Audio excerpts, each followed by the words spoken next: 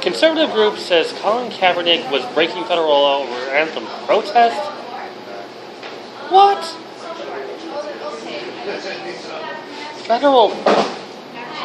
Breaking federal laws. What?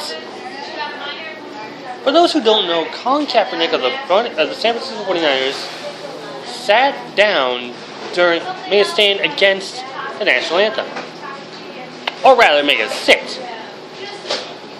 He sat down during the national anthem in the preseason game against the Green Bay Packers. Now, here's what he's doing. He's exercising the First Amendment, which I applaud. So, what did he have to say about this? He says, "I'm not going to stand for a flag that has oppressed black people and people of color.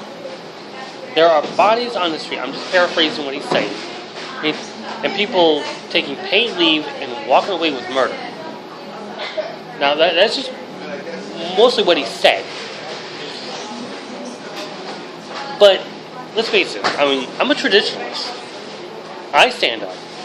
I have my hand over my heart. I have my cap off. And I sing the national anthem if I need to. I'm a terrible singer, so don't get me on... Oh, that's right, American Idol's already done. Never mind. And now, the police department in Santa Barbara, California, which is where Levi Stadium is played, which is where the 49ers play at home, may be in protest themselves. They're saying they don't want to go to the games now. And now you have Forbes here,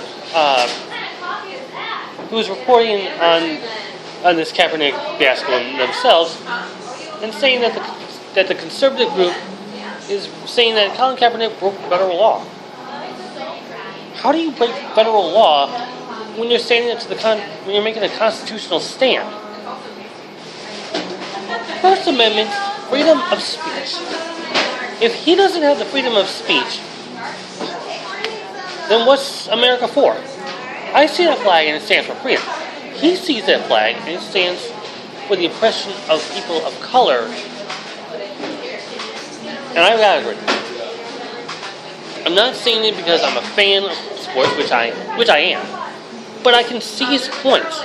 Everyone else is going like, what's your argument about it? You're half white.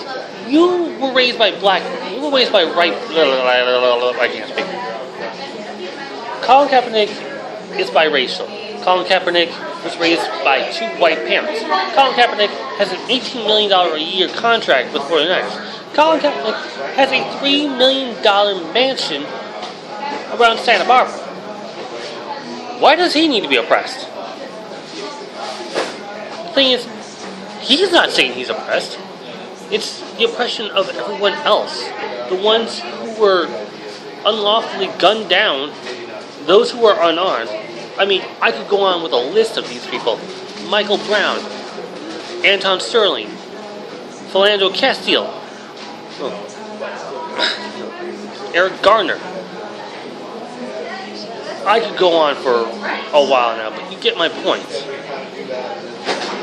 He's saying, look, if we're going to do this to people who don't deserve it, I'm not going to stand for this. I'm not going to stand for this. And, well, the following week, against the Chargers, he knelt. Which is sort of a step up, but not really. I'm not going to ask what he's going to do next. I mean, I could go to extremes with the thoughts. The extremes, I can only imagine what those extremes could be.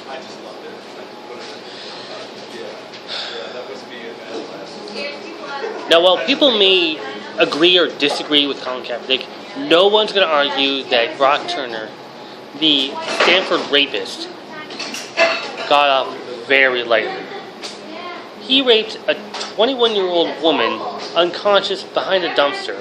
He was stopped by two men who had seen him and pretty much put him to the ground, called police. They arrested him. And Judge Aaron Persky, a Stanford alum, said, prison's going to be too much for him. I'm just going to give him 6 months. Prosecutors were asking for 4 years, pretty much. 3 years minimum. And the guy says, no, 6 months. He spent 3 months on good behavior and is now released last weekend. Now, for those who think Brock Turner is getting off very easy, mostly you're right. However, you gotta keep in mind that there are a couple more items to keep in mind. One, he's serving a 2-year probation, which means he can't commit another crime, otherwise he's going right back to prison. And 2, he is a registered sex offender for life. And now there's a movement to take Aaron Persky away from court at all. He has since moved down from criminal cases to civil cases. But he can always go back to criminal cases whenever he wants. That is not going to happen. People are standing up and saying, well, basically on change.org, saying that Aaron Persky needs to step down immediately. He cannot be prosecuting crimes like this. And this also brings up the double standard. You have Brock Turner, who spent 3 months in prison for a rape. You have Ethan Couch, who used his affluenza to get off with probation after killing 4 people and injuring a couple others. And his probation was violated, which means he's going right back to prison. They don't care about that affluenza anymore. But there are probably tens of thousands of people who are spending time in prison for non-violent crimes, for handing out a little bit of pot. Oh, it's a half a gram pot? You're going away for 40 years. That's pretty much what the judges are going. So you're just giving slaps on the wrist to people who are going to rape and murder people, while others like hand out a little bit of cocaine or a little bit of heroin. You're going to get throwing them away for decades. Really? At what point do you realize that throwing away someone for life for a little bit of bud makes more sense than keeping a violent criminal away from prison? There's something wrong with that, and we need to fix that double standard. We need to fix politics. We need to fix the government. We need to straighten out these inconsistencies. We need this double standard to stop, pretty much. And for those people who are thinking that Brock Turner deserved worse, I agree with you.